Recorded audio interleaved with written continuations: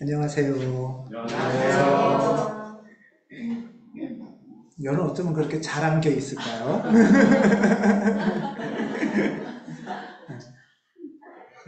아무 불편함이 없네요. 예, 반갑습니다.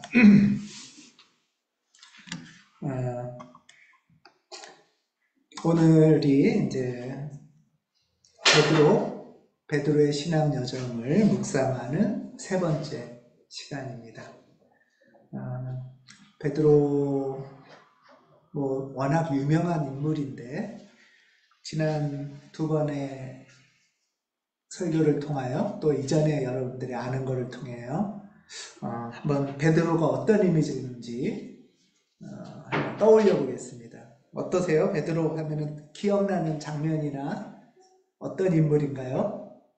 기억나는 장면 있으세요? 한마디씩 하셔도 됩니다.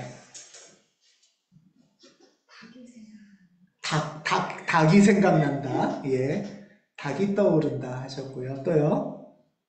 열쇠. 예? 열쇠라고 하죠. 예, 열쇠. 또?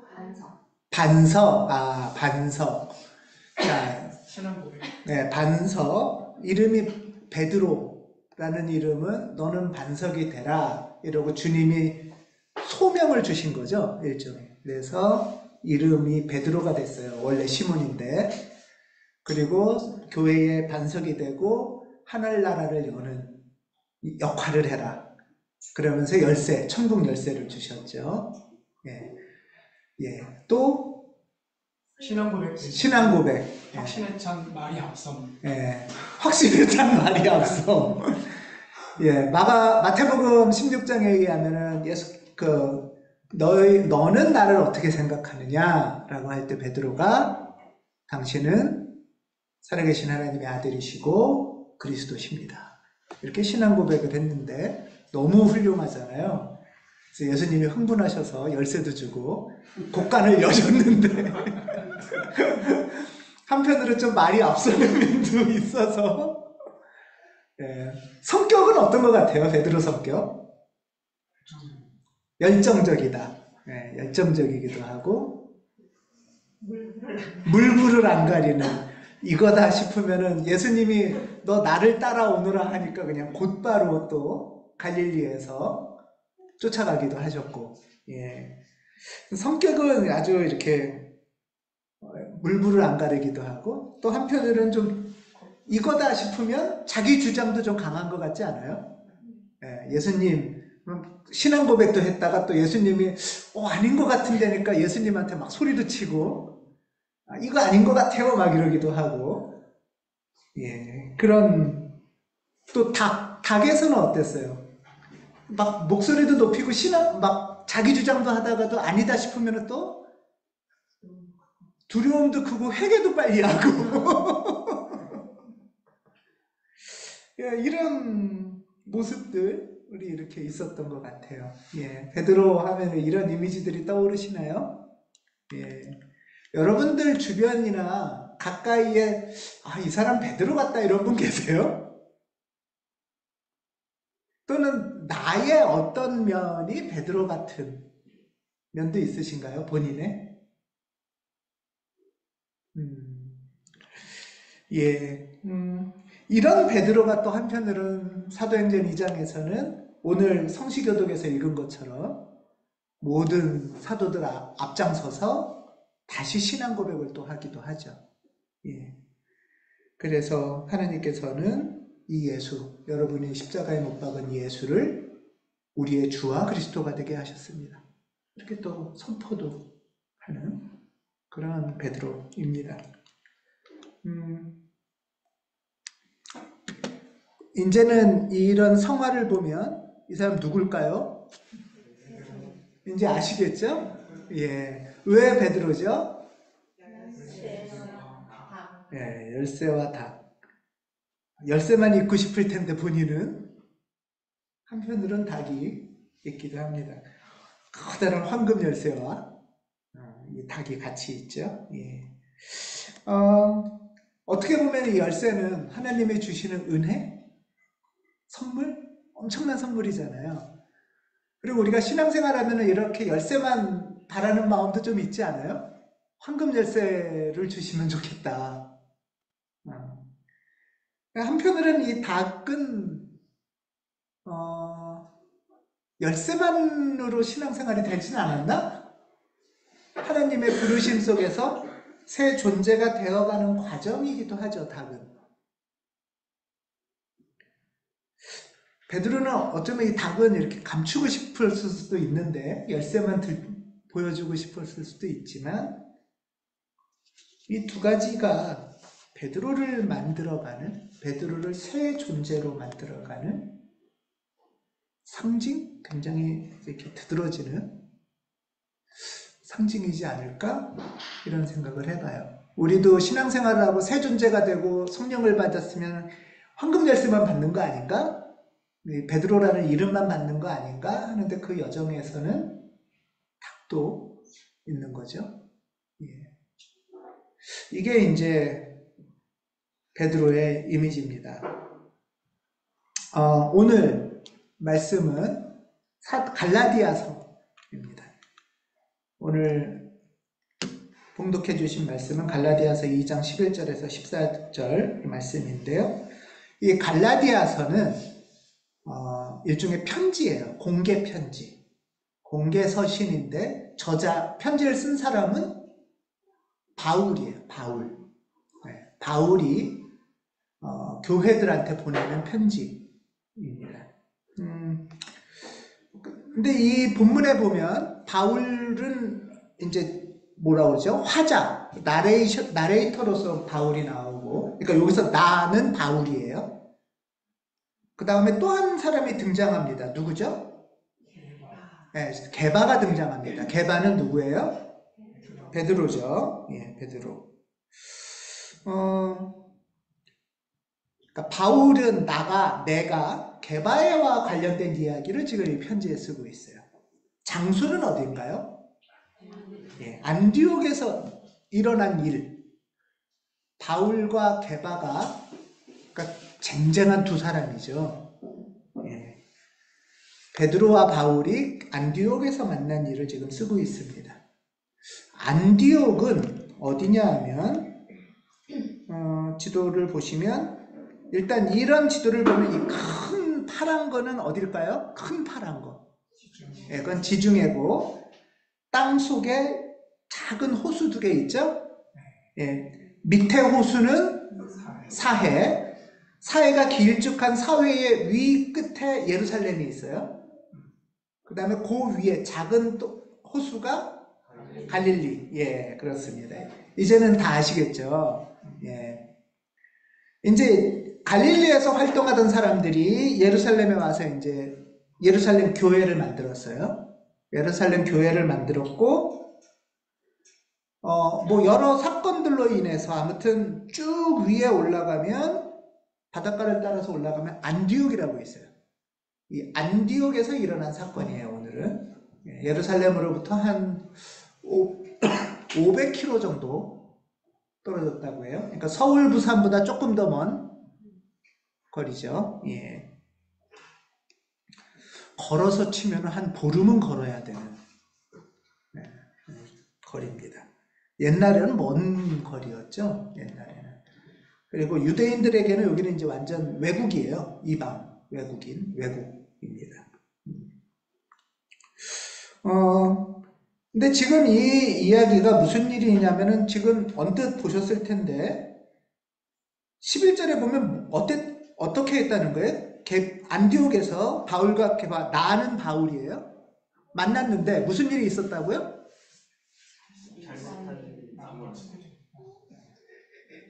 네, 바울이 베드로한테 갈등 상황이 생긴 거예요. 싸운 거예요. 쉽게 말하면. 네, 쉽게 말하면 싸운 거예요. 왜 싸웠냐 하는 거를 좀 봐야 되는데요. 먼저 그 배경을 먼저 보면은 이 교회가 두 군데 교회가 있어요. 안디옥 교회가 있고 예루살렘 교회가 있고 둘 중에 원조는 어딜까요? 예루살렘이죠. 예수님의 직계 제자들이 만든 교회가 예루살렘 교회예요. 예루살렘 교회고 거기에는 그 당시에는 예수님이 사후 직후에는 다 기독교인, 예수님을 믿는 사람들을 기독교인이라고 할게요. 예수님을 믿는 기독교인은 다 유태인만 있었어요. 유태교인만 있었어요. 그러니까 유태교인 중에서 일부가 예수를 믿은 거죠. 이해되시죠? 네, 유대교인 중에 일부가 예수를 믿었는데 안디옥은 유태인이 아닌 이방인 중에 예수 믿는 그룹이 생긴 거예요. 그래서 안디옥 교회는 유태인이 아닌 기독교인들 그룹이에요. 이해되시나요? 예. 지금 카테고리가 두 개예요. 유태인이냐 아니냐. 지금 사람들은 이게 중요해요. 유태인이냐 아니냐. 유태인 중에 기독교인이 있는 거예요. 그리고 예루살렘 교회의 수장, 대표 지도자는 야고보라고 그 앞에 갈라디아서의 앞에 보면 예수님 동생이래요. 예수님 동생. 모르겠어요. 친동생인지 사촌동생인지 뭐 친동생은 아니고 사촌동생일 가능성은 있죠. 예. 그래서 뭐 예를 들면 베드로, 야고보, 요한이 이제 예루살렘 교회의 지도자예요. 예. 그런데 안디옥은 이방인들인 거예요. 유태인들이 아닌. 그리고 여기에 지도자는 바울하고 바나바예요. 바울, 바나바 많이 들어보셨죠? 예. 물론 바울하고 바나바도 유태인이에요. 유태인인데 전도를 한 거죠. 네, 전도를 했어요. 자, 그런데 지금 예루살렘 교회와 안디옥 교회 이 두 파 사이에 논쟁이 생겼어요. 갈등이 생겼어요. 어떤 갈등이죠? 할례를 받아야 되냐 말아야 되냐 이거예요. 이 표를 한번 기억해 두세요. 이게 되게 중요해요. 신약성서를 이해하려면. 논쟁은 뭐냐 하면 이방 기독교인도 안디옥 기독교인도 예루살렘 기독교인처럼 할례를 받아야 되냐 말아야 되냐 이게 논쟁점이었어요. 뭐 이럴 수도 있어요. 예루살렘 교회가 원조고 안디옥은 일종의 외부인인 거죠. 그러니까 원조를 따라야 되냐 말아야 되냐 이런 거예요. 자, 유태인들한테는 유태교 풍습에서는 할례가 굉장히 중요한 원칙이에요. 할례가. 그랬을 때 이방인들도 기독교인이 되려면 어떻게 하느냐. 이거는 정말 이제 기독교인의 기독교 신앙의 본질이 뭐냐 이 문제예요. 본질 비본질 논쟁인데 우리가 사실 많은 논쟁은 뭐가 중요한데 이거잖아요. 뭐가 중요한 건데 여러분들 다 논쟁하고 다투고 싸우는 거 이거 아니에요? 내 말은 안 중요하지만 이거 해 이렇게 하는 경우 별로 없잖아요. 내 말이 당신보다 중요해 이거 갖고 싸우는 거잖아요. 지금 그 싸움하는 거예요. 자, 이거 갖고 사실은 이전에 논쟁이 많이 있었어요. 그래서 이방계 그리스도인들도 유태인들처럼 할례를 받아야 돼. 이렇게 되는 거예요. 이거 갖고 많이 싸움이 있었는데 그러다가 이제 마주하기를 했어요. 마주하기를 어디서 했냐면 예루살렘 회의에 모였어요. 다. 맨날 싸움만 하면 안 되잖아요. 그래서 마주하기, 그게 회의죠. 마주하기는 회의예요. 영적 회의가 마주하기예요. 모여서 이렇게 이제 결론이 났어요. 그게 갈라디아서 2장에 있는 말이에요. 베드로는 할례 받은 사람한테 복음을 전하고 바울은 할례 받지 않은 사람한테 복음을 전하자. 자, 그러면 여기서 중요한 건 할례가 중요하다는 거예요? 복음이 중요하다는 거예요? 복음이 중요하다는 거죠. 본질은 복음이란 얘기죠. 즉 본질은 예수, 하나님의 사랑을 전한 예수를 믿자. 이게 핵심이라는 거죠. 그 다음에 갈라디아서 2장에는 중요한 게 또 하나가 있는데 가난한 사람을 기억하자. 이걸 예루살렘 회의에서 합의했대요. 그럼 본질은 할례예요? 아니면은 가난한 사람하고 같이 하는 게 기독교의 핵심이라는 거예요? 가난한 사람이라는 거예요. 그만큼 기독교의 본질은 예수의 뜻은 이거다 라는 거를 2000년 전에 예루살렘 교회에서 이미 확정을 했어요. 예. 굉장히 중요한, 이거를 뭐라고 부르냐면 이제 예루살렘 공의회라고 하는데요. 교회들이 서로 의견이 다를 수 있잖아요. 그러면 이렇게 모여서 사안을 마주하고 기도하면서 뭐가 핵심이냐, 뭐가 본질이냐를 정하는 전통은 교회가 시작될 때부터 시작됐어요. 기독교인의 가정의 핵심도 이거고 교회의 가정의 핵심도 이거겠죠. 이거를 해야 돼요. 우기고 싸우는 게 아니라. 그렇게 해서 교회가 정해졌어요. 우리도 부부싸움도 하고 교회에서 다툼도 있지만 다시 만나서 뭐가 더 중요할까? 하나님은 뭐를 더 귀하게 여길까? 이거 갖고 서로 얘기하죠. 그래서 이제 결정하죠. 네, 그 과정 거치시죠, 다. 네, 하세요. 이럴 때 아멘을 해야 돼요. 네. 이게 2000년 전부터 교회에서 우리한테 가르친 거예요. 우기지 말고 뭐가 중요하고 뭐가 핵심인지를 서로 얘기해서 하나님의 뜻을 찾는 거예요. 교회에서 이걸 했어요. 이해되셨죠? 예. 그리고 우리도 이런 과정을 하잖아요. 그러면은 근데 그 다음에 우리 질문. 그렇게 해서 회의에 가서 우리 부부간에 만나거나 교회에서 만나서 이렇게 하자 해서 결정된 대로 이후에 잘 진행이 되나요? 안 되나요? 큰일이네. 그러면 이제 어떡하죠? 예. 오늘 갈라디아서 2장이 이 얘기예요. 오늘 갈라디아서 2장의 이 말씀은 배경이 예루살렘 회의 다음이에요. 예루살렘 회의를 해서 결정이 났어요. 결정이 났는데 그러고 나서 게바가 예루살렘 교회에서 안디옥으로 왔어요. 대표가 온 거예요, 일종의. 얼마나 귀하고 소중해요. 이방인이 기독교인이 됐으니까. 그래서 대표가 와서 야, 참, 그러니까 어떻게 보면은 유대인 기독교인, 예루살렘 교인들이 볼 때는 이제 초짜들이 생긴 거죠. 신앙의 초보자들이. 귀중한 사람들한테 와서 게바가 근데 무슨 일이 생겼다는 거예요?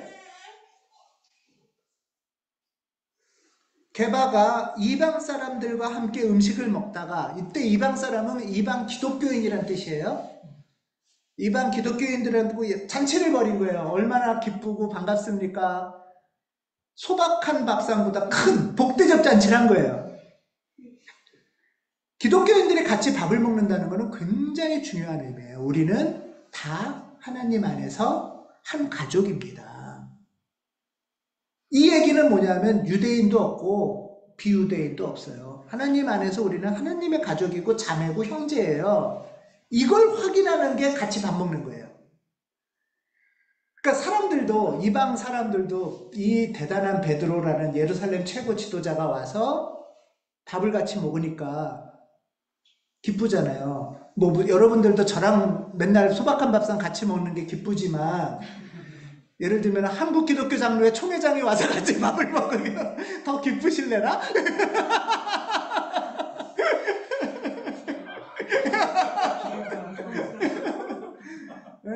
우리의 밥상에 쉽게 말해서 가톨릭 교황이 온 거예요. 그렇게 생각해 보세요. 로마 가톨릭 교황이 바티칸에서 온 거예요. 멋지죠? 저랑 먹을 때는 좀 다른가요? 로마의 바티칸 교황이 와서 같이 밥을 먹는 일인 거예요. 얼마나 행복해요. 우리도 하나님 안에서 뭔가 인정받았다는 느낌도 들고 멀리 있는 교인들하고도 이렇게 같은 한 형제 자매구나 라는 동료애도 느끼고 또 하나님 참 대단하시구나 이런 마음도 있는 거예요. 그렇게 밥을 먹고 있는 잔치 자리였는데 여기 보면 야고보에게서 몇몇 사람들이 오기 전에는 같이 밥 먹는데 먹다가 그들이 오니까 그들이 누구냐 하면 로마에서 또 수십 명이 온다는 소식이 들린 거예요.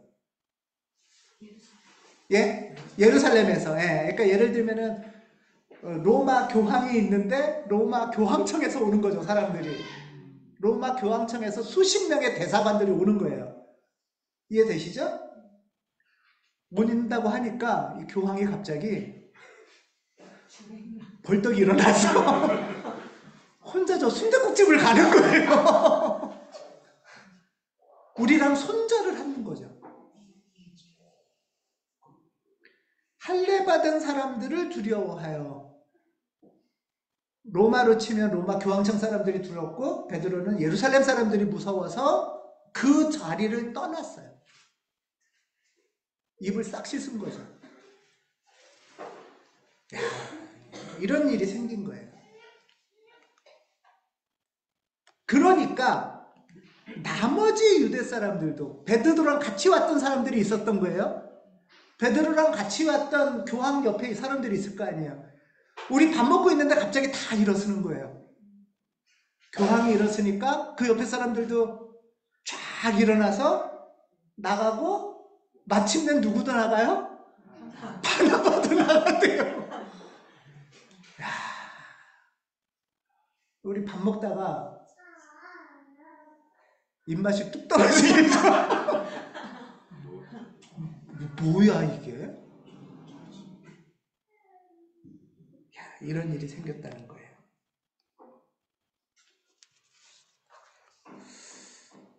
바울이 볼 때는 어처구니가 없는 일이 생긴 거죠. 바울이 볼 때는 이게 아직 논쟁 중이었다면 그래도 아직 결정이 안 났다면 뭐 그래 어쩔 수 없다 하는데 이 일 전에 이미 결정이 났어요. 회의를 통해서.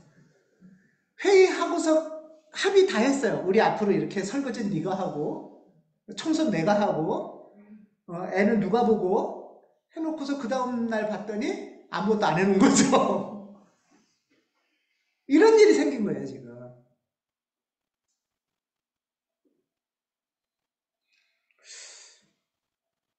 같은 하나님 안에서 형제 자매인 줄 알았던 안디옥 사람으로서는 버림받은 거죠. 그러고 이 사람들은 우리와의 약속을 중요하지 않나? 이 사람은 뭐가 더 중요하다는 거예요? 베드로는? 나랑 약속보다? 예루살렘 사람들. 만약에 내가 시집온 여인이라고 쳐요. 시집온 여인이 남편하고 우리 가정생활은 이렇게 하자 약속을 했는데 시댁 식구들이 온다니까 내 약속을 헌식자처럼 버리고 우리 집안은 원래 이래 하면서 돌아가 버린 거예요. 이해되시죠? 나랑 약속은 우리 집안 약속이 더 중요했던 거죠.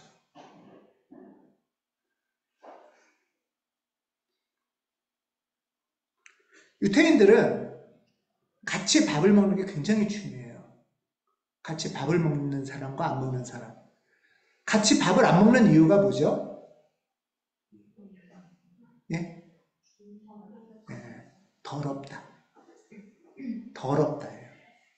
더러워서 예를 들면 내가 이 사람하고 같이 밥을 먹으면 이 더러운 게 나한테 옮아온다고 생각해요. 더러운 게 옮아오면 나는 하나님의 복을 받아요, 못 받아요? 복을 못 받죠. 그러니까 더러운 사람하고 같이 있으면 안 돼요. 어차피 너는 하나님이 버린 존재야. 나는 깨끗하니까 나라도 복 받을 거야. 이게 밥을 같이 먹냐 안 먹느냐의 차이예요. 이걸 정결례라고 하죠. 이게 너무나 중요해요. 그러니까 유태인의 관점으로 보면 안디옥 사람들은 더러운 사람들이에요. 하나님의 복을 못 받는 사람들이에요. 그렇죠? 그러고 방금 전에 이 결혼한 남자 여자로 친다면 아내와의 약속보다 우리 원조 가족이 더 중요하고 이게 더 본질이에요. 이거는 사차는 거예요.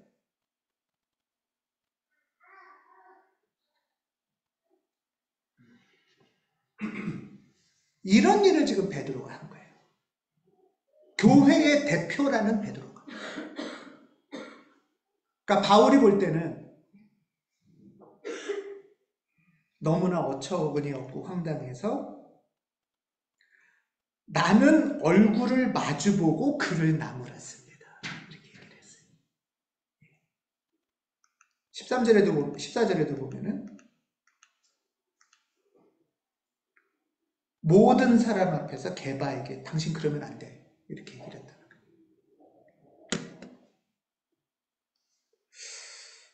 자, 그러면 한번 이제 조금 입장을 바꿔서 베드로는 왜 그랬을까요?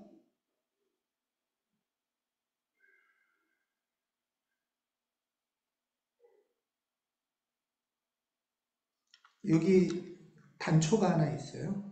본문에 보면.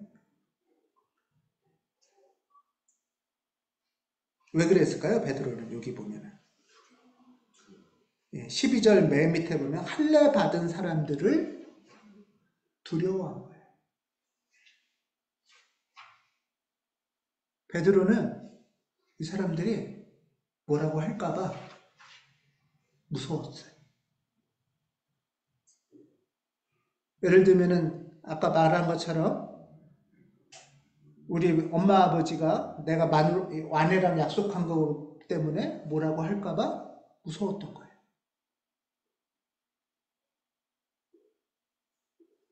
여기서 두려워한다는 거는 그리스어로 포베오라고 하는데 포베오에서 나온 영어가 뭐냐 하면 포비아예요. 포비아. 무슨 포비아? 이런 거 있죠. 일종의 거의 이 포비아는 그냥 무서워해서 겁나 이 정도가 아니라 약간 발작 같은 당황하고 놀라고 공포스러운 어떤 그런 거예요.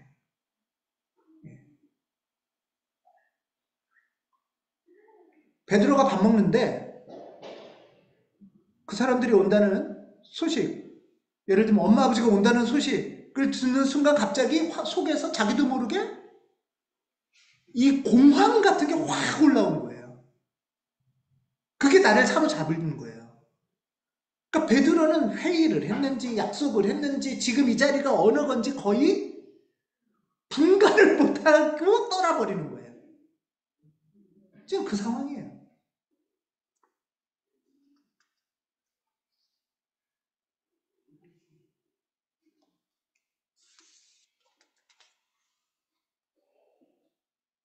베드로의 마음속에 이 포비아는 그러니까 머리가 아니죠. 머리로는 약속도 했고 합의도 했고 생각도 있었는데 그것보다 더 크게 사로잡았던 뭐가 있어. 갑자기 온다는 소식에 탁 자극이 되면서 트리거라고 하죠. 하면서 그걸 사로잡아. 베드로는 아직도 예수를 믿고 따르고 하는 여정을 거쳤는데도 아직도 무의식적인 어떤 부분에 이런 강력한 힘이 숨어 있었던 거예요. 그리고 그게 건드려진 거예요.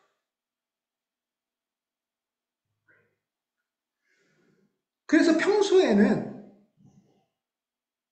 건강한 기독교인처럼 살다가 어느 순간에 어느 자극이 하나 탁 건드려지면 신앙이고 기독교인이고 약속이고 이성이고 없이 확 그게 모든 걸 사로잡아 버리고 모든 걸 다 뒤집어 버리게 되는 어떤 그런 상황이에요. 여러분도 혹시 이러는 경우가 있나요? 내가 차분히 생각하고 하나님하고 동행하고 기도할 땐 괜찮은데 막 정신없고 피곤하고 막 넋놓고 있다가 어느 순간에 자극이 탁 되면 너무 강력한 옛사람으로 바뀌어버리는.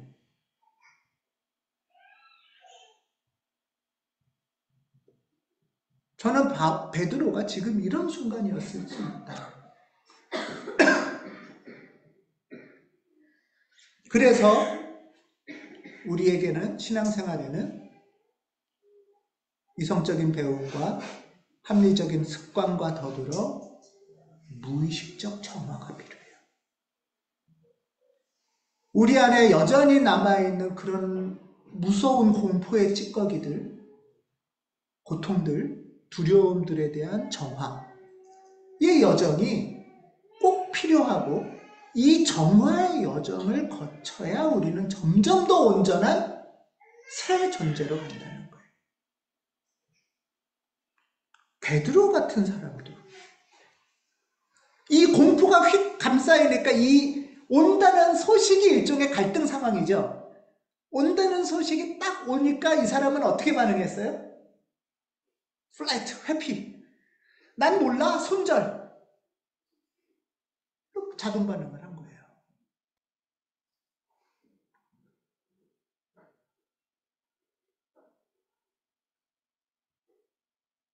사실 바울은 너무 당황스러웠을 거예요. 그러고 특별히 당황스러웠던 거는 제 생각에는 안디옥 교인들이 얼마나 당황했을지 염려했을 것 같아요, 바울은. 그러면 그 사람들이 가고 나서 바울에게 물어볼 것 같아요, 사람들이. 우리도 할례 받아야 돼요? 그래야 기독교인 되는 거예요?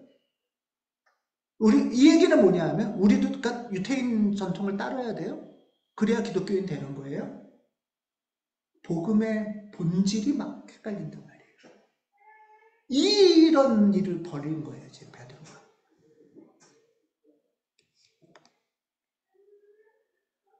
그래서 이제 바울은 베드로한테 얼굴에 정면에 바울은 마주하기의 전형을 보여줬다고 생각해요. 사실 생각해 보세요. 바울이 대단해요? 베드로가 대단해요? 원래 이 전통적으로 베드로가 대단하죠. 바울은 아무것도 아니에요. 근데 이 감히 베드로 앞에 얼굴을 마주대고 당신이 지금 이 복음을 말이야, 복음의 진리를 따라서 똑바로 걷지 않는 것을 보고 모든 사람 앞에서 이렇게 말했다는 거예요. 근데 성질 부렸을까? 이런 생각도 해봤어요, 바울이. 바울이 막 짜증내고 막 성질을 막 베드로한테 부렸을까? 당신 때문에 내가 안디옥 교회에 얼마나 정성 들였는데 다 망가지게 생겼어. 막 이러면서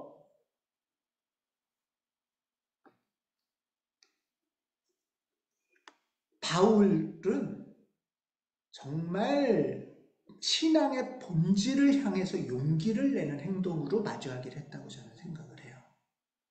정말 복음의 본질이 뭔지 우리가 이거는 양보할 수 없지 않냐. 이 위대한 갈라디아서 2장 11절에서 14절 상황 다음에 바울이 이어서 쫙 하는 말이 뭐냐 하면 그 유명한 이신칭의. 사람은 할례 받고 관습 따르고 눈치 봐서 예수님의 친구 형제 되는 게 아니라 하나님 자녀 되는 게 아니라 그리스도 예수의 삶과 죽음과 부활을 믿으면 하나님의 자녀가 된다는 얘기가 이제부터 나오는 거예요. 바로. 그 배경이에요, 이게. 그 유명한 이신칭이라는 배경이 여기서 나오는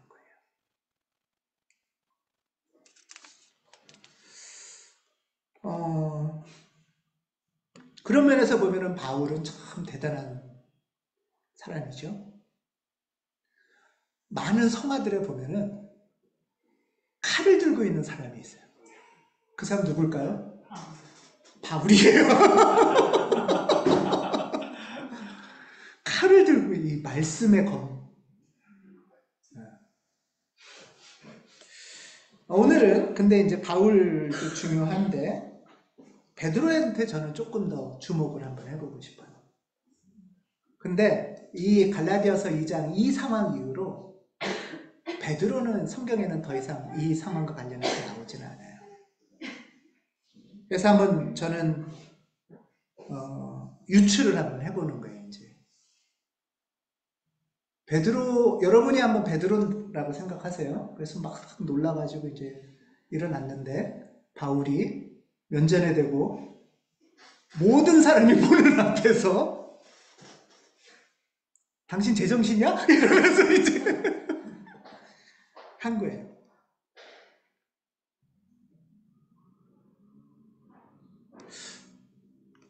바울과 같은 반응을 내가 만나면 여러분들은 어떻게 반응할 것 같으세요?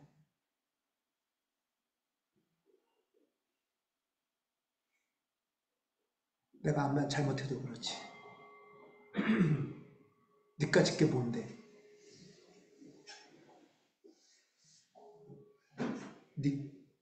네가 뭘 그렇게 한다고?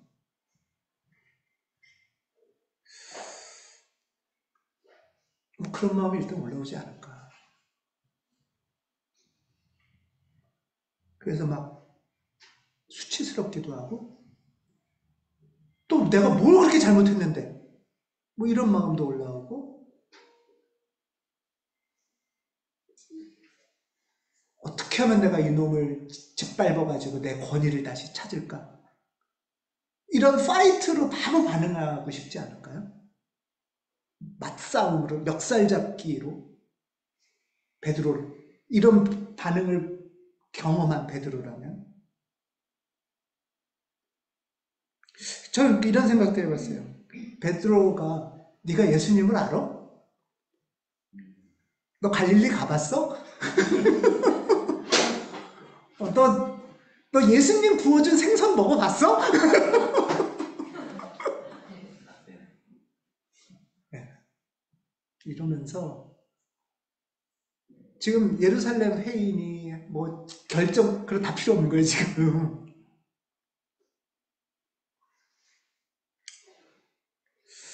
또 한편으로는 내가 왜 이렇게 했는지를 막 설명할 것 같아요.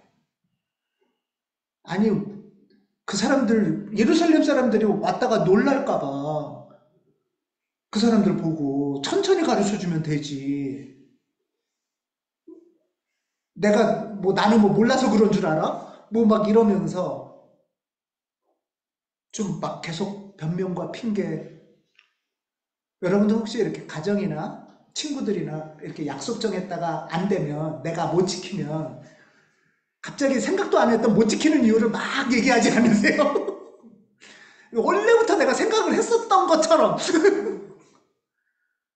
알고 그런 것처럼 사실은 포비아에 막 감싸가지고 나도 모르고 막 해놓고는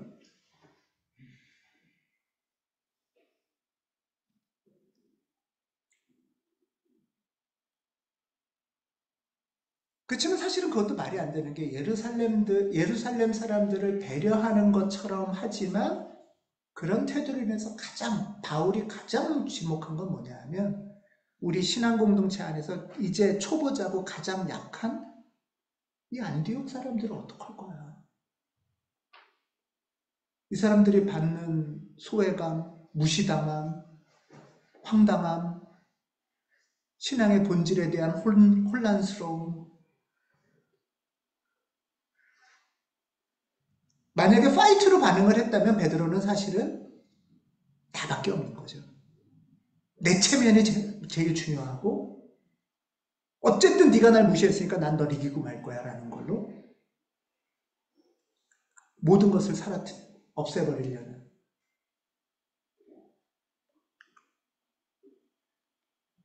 근데 저는 베드로가 여기서 멈추기를 했다고 생각해요. 그리고 돌아봤어요.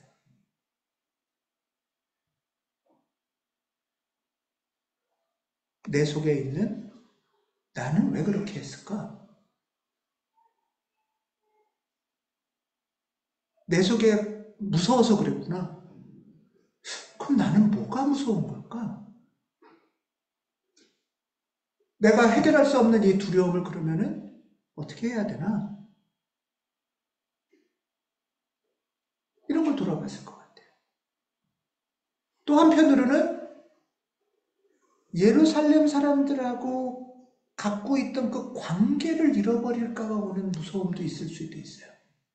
그 사람들이 나를 싫어하고 이제 나랑 같이 밥 안 먹겠다고 그러면 어떡하나?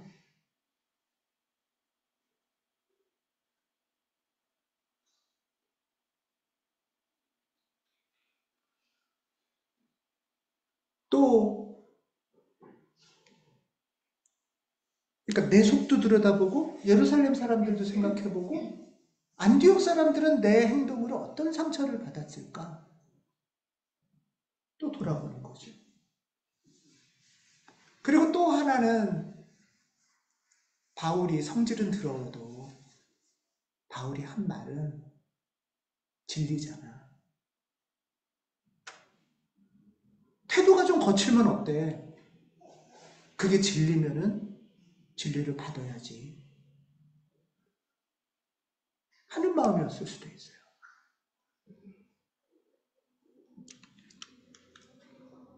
이 그림 보이시나요? 두 사람이 있는데요. 누구와 누굴까요? 베드로와 바울을 그린 그림입니다.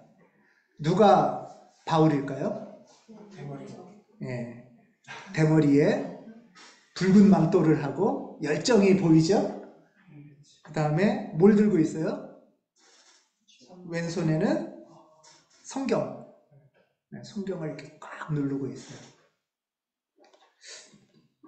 오른쪽 사람이, 그러니까 그림에서 왼쪽 사람이 베드로래요. 이거는 1900이 아니에요. 옛날 500년 전 그림이에요. 1590년경에 엘그레코라는 사람이 그린 그림이라는데요. 오늘의 본문하고 직결되는 건지는 모르지만 아주 재미있는 그림이에요. 베드로는 나이가 좀 들었어요.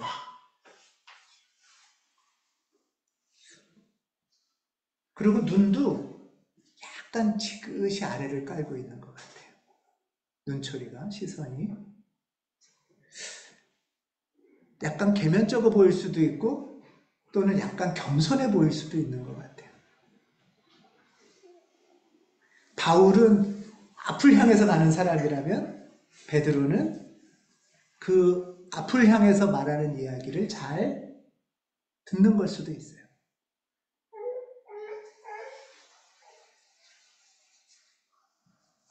베드로의 상징이 뭐죠?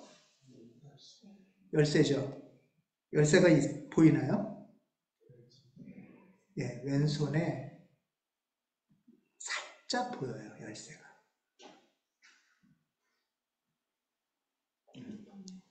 요 동그란. 아까 성어에서는 열쇠가 이따만 했죠.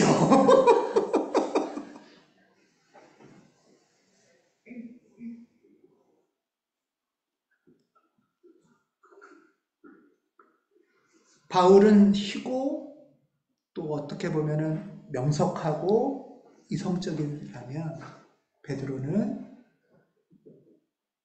그 이성적이고 명석하고 올바른 이야기를 살짝 옆에서 잘 듣고 있어요.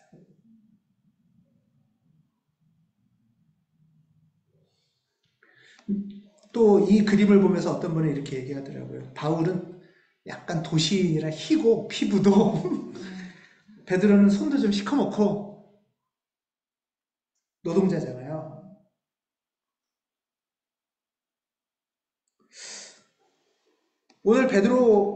오늘 말씀을 통해서 베드로를 한번 묵상해 보는데요. 베드로는 바울의 면전의 지적에도 화로 맞대응하며 싸운 게 아니고 멈춰서 그의 말을 깊이 들은 사람이에요. 자신의 흔들림을 인정하고 자기가 뭘 두려워하고 부족했는지를 인정하는 사람이에요. 아무것도 아닌 사실은 젊고 하찮은 바울의 말을 잘 들으면서 비록 어쩌면 부족하고 거친 바울의 태도 속에 그 진심, 그 진심이 갖고 있는 진리의 귀를 기울인 사람이 저는 베드로라고 생각해요.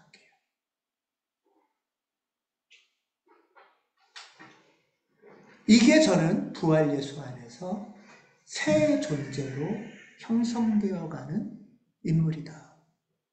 새 존재는 흔들림 없는 사람이 아니라, 약함이 없는 사람이 아니라, 언제나 당당하게 옳은만 얘기하는 사람이 아니라, 내 속에 여전히 숨어있는 약함과 두려움을 인정하고 옳은 이야기에 귀를 열고 자신의 약함을 회개할 줄 아는 사람.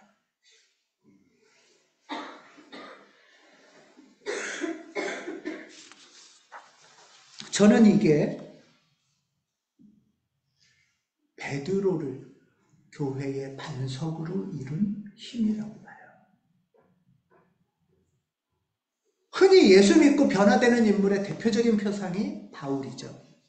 바울은 아주 극적으로 바뀌고 막 멋들어지게 말할 줄 알고 태부를 쪼개는 막 칼을 휘두르는 사람인데,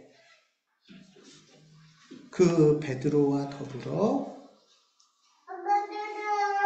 겸손과 온유로 약함을 인정하고 하나님 앞에서 그 진리를 듣고 품는, 오히려 베드로가 교회의 반석이 된다는 거예요. 그런 넓고 깊은 웅숭함이 우리를 살리고 교회를 살리고 관계를 살린다는 거예요. 그래서 저는 베드로가 대사도라 불리운다고 믿어요.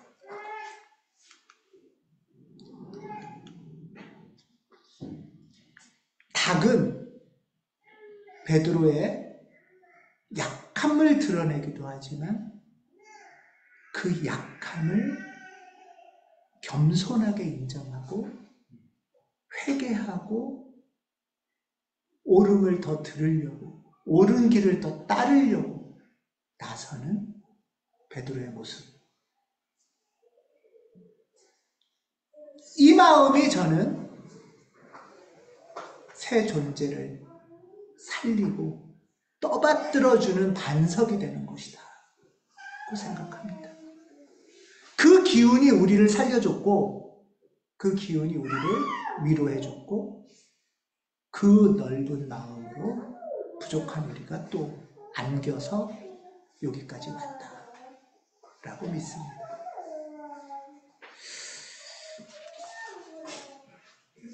우리도 베드로와 크게 다르지 않습니다.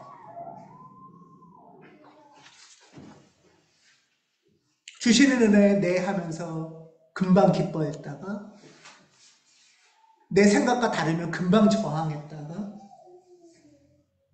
또 두려움에 휩싸였다가, 다른 이들의 눈치도 보는 게 우리지만 중요한 거는 거기서 멈추지 않는다는 거예요. 이것을 인정하고 주님 우리를 옳은 길에 다시 세워주세요. 옳은 진리로 다시 가르쳐주세요. 우리의 약함을 인정합니다. 이것이 부활 예수를 모시고 새 존재로 변해가는 하나님의 가족이고, 하나님이 우리 안에서 일으키시는 기적이라고 믿습니다. 기도하겠습니다.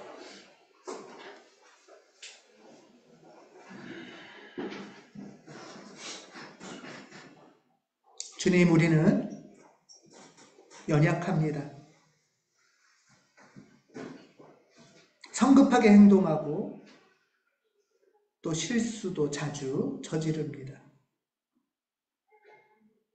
긴 시간 주님을 따라왔지만 여전히 숨어있는 두려움이 주님의 가르침을 잊게 만듭니다. 주님, 다시 저를 가르쳐 주십시오. 부끄럽지만 잘 듣겠습니다. 겸손히 듣고 다시 진리의 길 위에 올라서서 주님을 따르겠습니다. 주님의 진리를 가르쳐주는 사랑하는 동료들, 사랑하는 자매 형제들을 공격하지 않겠습니다. 그들의 깊은 진심을 존중하겠습니다. 저의 체면과 부끄러움보다 주님의 진리가 우선되기를 바랍니다. 우리를 부활 예수 안에서 새 존재로 거듭나게 이끌어 주시옵소서. 우리들 위해 교회를 세워주시고 우리의 관계를 새롭게 만들어 주시옵소서. 부활하신 주 예수 그리스도 이름으로 기도합니다.